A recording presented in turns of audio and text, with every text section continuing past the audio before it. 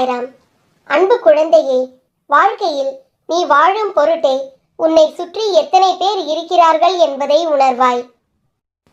சிலர் உன் வாழ்க்கையில் பெரிய அங்கமாய் இருப்பார்கள். அன்பை புரிய வைத்து இருப்பார்கள். அவர்கள் என்றும் உன் நினைவில் இருப்பார்கள். வாழ்க்கையில் ஒருவருடன் யாரும் இறுதி வரை துணையாய் வருவதில்லை. எல்லோரும் அவரவர் நேரங்கள் காலங்கள் வரும் வரை உங்களிடத்தில் இருப்பர். அதே போல்தான் நீயும் மற்றவர் தோற்றத்துக்கு. நிலையுள்ள நிரந்தரமான உறவுகள் என்று இருந்தால் நீயும் என்றும் என் உயிராய் நீ இருப்பாய், என் மகனாய் மகளாய். உனக்கு நான் 1000 உறவுகள் இந்த ஜென்மத்தில் கொடுத்திருக்கலாம். ஆனால் ஜென்மமாய் தொடரும் ஒரு உறவாய், என் பிள்ளையாய், உன் தந்தையாய் என்றும் இருப்பேன். என் பிள்ளையான உன் அன்பு உண்மையானது.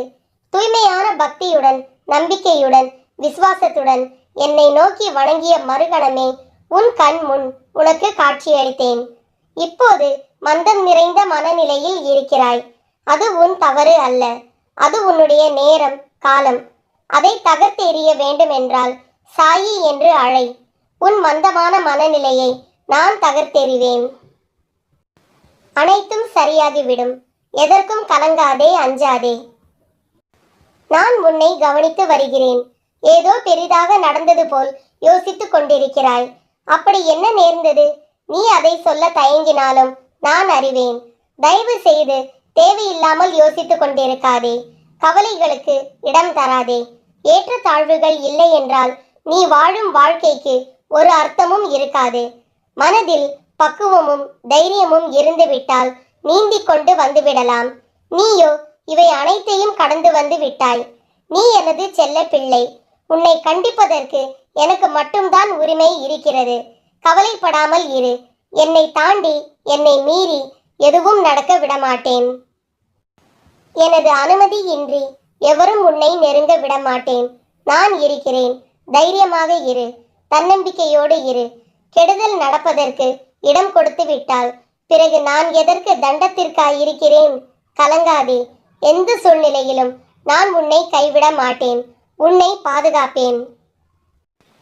உன்னை வெறுத்து ஒதுக்கியவர் மத்தியில், உன்னை இழிவாக பேசியவர்கள் மத்தியில் நீ எல்லாம் எங்கே வளரப் போகிறாய் என்று அகங்காரத்தோடு பேசியவர்கள் மத்தியில், உன்னை வீழ்த்தி பார்க்க மந்திரத்தையும் தந்திரத்தையும் செயல்பட செய்தவர்கள் மத்தியில், அனைவரும் உன்னை பார்த்து வியக்கும் வண்ணம் வாழ்க்கையில் உன்னை உயர்த்தப் போகிறேன். இது தெரியாமல் கவலைப்பட்டு கொண்டிருக்கிறாய். நம்பிக்கையோடு இரு. நம்பிக்கைதான் வாழ்க்கை. நான் இருக்கிறேன் நிழலாக. ஷீரடி பாபாவின் தாய் தந்தை யார்? சொந்த ஊர் எது? இயற்பெயர் என்ன? இவை எதுவும் யாரும் அறிந்ததில்லை. பாபா 1854ஆம் ஆண்டு தனது 16வது வயதில் ஷீரடிக்கு வருகை புரிந்தார். ஆனால் சில தினங்களில் அவர் அங்கிருந்து கிளம்பி சென்றார். அவர் எங்கு சென்றார் என்பதை யாரும் அறியவில்லை. சில ஆண்டுகள் கழிந்தன. சாந்த் பட்டேல் என்பவர் ஒருமுறை காட்டு வழியில் சென்று கொண்டிருந்த போது பக்கீர் போல் இருந்த பாபாவை கண்டார். பாபா அவரிடம் இளைப்பாறும்படி கூறினார். அவர்கள் இருவரும் புகைப்பிடிக்க நெருப்பு தேவையாக இருந்தது. பாபா தன் கையில் இருந்த கத்தியால் நிலத்தை தோண்ட நெருப்பு வந்தது. பிறகு கைத்தடியால் பூமியின் மீது அடிக்க தண்ணீர் வந்தது. மேலும் சில மாதங்களுக்கு முன் காணாமல் போன சாந்த் பட்டேலின் குதிரை இருக்கும் இடத்தையும் பாபா கூறினார். பாபாவின் மகிமையை சாந்த் பட்டேல் புரிந்து கொண்டார். சாந்த் பட்டேல் பாபாவை தன் வீட்டிற்கு அழைத்து சென்றார். சில நாட்கள் தன் வீட்டிலேயே பாபாவை தங்க வைத்து உபசரித்தார். சாந்த் பட்டேல் தன் மைத்துனரின் மகனது திருமண நிகழ்ச்சிக்காக ஷீரடி சென்றபோது பாபாவையும் தன்னுடன் ஷீரடிக்கு அழைத்து சென்றார். பாபாவின் ஒளி பொருந்திய தோற்றத்தை கண்ட மகால்சாபதி என்னும் பூசாரி அவரை சாமி என்று அழைத்தார். சாய் என்றால் பாரசீகத்தில் சுவாமி என்று பொருள். பாபா என்பது ஹிந்தியில் அப்பா என்று பொருள். இரண்டும் இணைந்து சாய்பாபா என்ற திருப்பெயரே நிலைத்து விட்டது. சாய்பாபா ஷீரடியிலேயே தங்கிவிட தீர்மானித்தார். ஷீரடியில் பழமையான மசூதி ஒன்று இருந்தது. அதன் அருகிலுள்ள வேப்ப மரத்தின் அடியில் பாபா அமர்ந்தார். பாபா அமர்ந்திருந்த வேப்ப மரத்தின் இலைகளில் அதன் இயல்பான கசப்பு சுவை மாறியது. ஷீரடி மக்கள் பாபாவிடம் நீங்கள் யார் என்று கேட்டார்கள். அதற்கு அவர், நானே அல்லாஹ், நானே சங்கரன், நானே ஸ்ரீகிருஷ்ணன், நானே ஹனுமன் என்று கூறினார். ஆமாம், அவர் இப்பூமியில் இறை அம்சம் கொண்டவராகவே அவதரித்தார். சுமார் 12 ஆண்டுகள் தவ வாழ்க்கை மேற்கொண்டு யோகியை போல் வாழ்ந்தார் பாபா. அவரது தெய்வீக தன்மையை உணர்ந்தவர்கள் அவர் ஒரு மகான் என்று போற்றினார்கள். சிறு வயதில் பாபாவை முகமதிய பெரியவர் ஒருவர் வளர்த்து வந்தார். அந்த பெரியவர் பாபா மீது அளவு கடந்த அன்பு வைத்திருந்தார். பாபாவை விட்டு சிறிது நேரம் கூட பிரிந்திருக்க மாட்டார். அப்படி இருந்த அவர் ஒரு நாள் திடீரென்று இறந்து விட்டார். ஆதரவு இல்லாத நிலையில் இருந்த பாபாவை அந்த ஊர் பெரியவர் ஒருவர் அழைத்து சென்று கோபால்ராவ் தேஷ்முக் என்பவரிடம் ஒப்படைத்து, இச்சிறுவனை கவனித்துக் கொள்ளுங்கள், இவனுக்கென்று யாரும் இல்லை என்றார். கோபால்ராவ் தேஷ்முக் திருப்பதி வெங்கடாச்சலபதி மீது தீவிர பக்தி கொண்டவர். மக்கள் இவரை மகா ஞானியாகவே கருதி போற்றி வந்தனர். குழந்தையான பாபாவை பார்த்த ஞானி கோபால்ராவ் தேஷ்முக்கின் கண்களுக்கு சாட்சாத் வெங்கடாச்சலபதியே நேரில் வந்து நிற்பது போன்ற உணர்வு ஏற்பட்டது. பாபாவை தனது மகனை போலவே கருதி வளர்த்து வந்தார். பாபாவும் கோபால்ராவ் தேஷ்முக்கை தமது ஞான குருவாக எண்ணி அவரிடம் வளர்ந்து வந்தார்.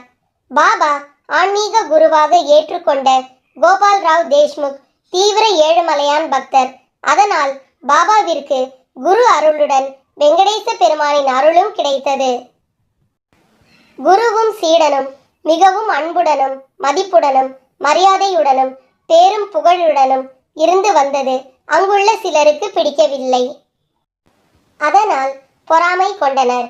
ஒரு சமயம் குருவும் சீடனும் தனிமையில் இருக்கும் போது பொறாமை கொண்ட ஒருவன் கல்லால் அடித்தான். அந்த கல் பாபாவின் தலையில் பட்டது. தலையில் அடிபட்டவுடன் ரத்தம் கொட்ட தொடங்கியது. அந்த கொடியவன் அத்தோடு நிற்காமல் மறுபடியும் ஒரு கல்லை எடுத்து அடித்தான். இதை கண்ட கோபால்ராவ் தேஷ்முக் எங்கே மறுபடியும் கல் பாபாவின் மீது பட்டு விடுமோ என்று அஞ்சி பாபாவை மறைத்து முன்னால் வந்து நின்றார். அந்த கல் தேஷ்முக் மீது பட்டு ரத்தம் கொட்ட தொடங்கியது. என்னால் தானே உங்களுக்கு தொந்தரவு உண்டாகிறது, அதனால் என்னை தனியே செல்ல அனுமதி கொடுங்கள் என்று குருவிடம் பாபா கேட்டார். இதை கேட்ட குரு மிகவும் மனம் கலங்கினார். அப்போது பாபா, மனம் வருத்தப்படாதே, உன்னால் உலகத்திற்கு பல நன்மைகள் உண்டாக போகிறது. நானோ விரைவில் இந்த பூமியை விட்டு நீங்கி செல்ல போகிறவன். அதனால் இறையருளால் எனக்கு கிடைத்த சகல வரங்களையும் சக்திகளையும் உனக்கு தாரை வார்த்து தரப்போகிறேன் என்று கூறினார். அவர் அத்தோடு நிற்காமல் உடனே அதை நிறைவேற்றும் பொருட்டு அருகே இருந்த பசுவிடம் பாலை கறந்து வரும்படி கூறினார். குருவின் கட்டளையை கேட்ட பாபா பசுவிடம் பாலை கறந்து தரும்படி பசுவின் சொந்தக்காரனை கேட்டார்.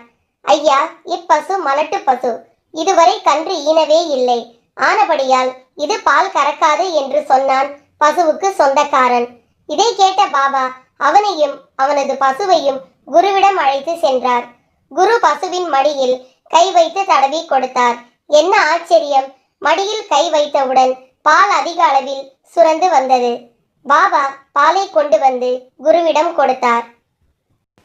பாலை பெற்றுக்கொண்ட குரு, இன்று முதல், இந்த நொடி முதலே எமது எல்லா சக்திகளும் குரு கிருபையும் பரிபூரண மன நிறைவுடன் பாபாவிடம் கொடுக்கிறேன் என்று கூறி பாபாவிடம் பாலை கொடுத்தார். அதே சமயம் பாபாவை கல்லால் அடித்த கயவன் தரையில் வீழ்ந்து இறந்தான். இதை கண்ட அவனது தோழர்கள் குருவின் கால்களில் விழுந்து அவனை மன்னித்து உயிர் பிச்சை அளிக்கும்படி வேண்டினார்கள். இதை கேட்ட குரு இவ்வாறு சொன்னார். இனி எந்த சக்தியும் என்னிடம் இல்லை, எது ஆனாலும் பாபாவை வேண்டி கேட்டுக்கொள்ளுங்கள் என்றார். அவர்களும் பாபாவை வேண்டி வணங்கி நின்றனர். பாபாவும் அவர்களை கனிவுடன் பார்த்தார். கருணாமூர்த்தியான பாபா தனது குருநாதரின் காலடிப்பட்ட மண்ணை எடுத்து பிடமாக கிடந்தவன் மேல் தூவினார். என்னை ஒரு அதிசயம்! இறந்து கிடந்த அவன் உயிர் பெற்று எழுந்தான். எழுந்தவன் அப்படியே நெடுஞ்சான் கிடையாக பாபாவின் கால்களில் விழுந்து தன்னை மன்னித்தருளும்படி வேண்டினான். கோபால்ராவ் தேஷ்முக் ஸ்ரீ வெங்கடேச பெருமானை வேண்டி தாம் முன்பே கூறியது போல தவயோகம் செய்தார். தமது உயிர் பிரிவதற்கு முன்பாக பாபாவை மேற்கு திசையில் தேச சஞ்சாரம் செய்ய வேண்டினார். தமது குருவின் கட்டளைப்படி மேற்கு நோக்கி வந்து கொண்டிருந்த பாபா ஷீரடி கிராமத்தை அடைந்தார். பாபாவின் அருளாலும் கருணையாலும் சீடர்கள் பலர் உருவானார்கள். அப்படி பாபா குருவாக உருவாகி குருவருள் பெற்று ஷீரடியில் வாழ்ந்து வந்தார். பல ஆண்டுகள் ஒரு யோகியைப் போலவே வாழ்ந்த பாபா பிச்சை எடுத்தே சாப்பிட்டார். தனது மகிமையால் நோயுற்றவர்களின் நோயை குணமாக்கினார். பாபாவின் புகழ் சுற்று வட்டாரங்களில் பரவத் தொடங்கியது. பல ஞானிகள் வந்து பாபாவை சந்தித்தனர். அவர் பாபாவின் தெய்வீக தன்மையை தாங்கள் அறிந்ததோடு இந்த உலகிற்கும் எடுத்து கூறினார். அப்பேற்பட்ட பாபாவை வணங்கும் பாக்கியம் பெற்ற நாம் பாபாவை அனுதினமும் வேண்டிக் கொண்டு அவரது ஆசீர்வாதத்தை பெறுவோம். ஜெய் சாய்ராம்.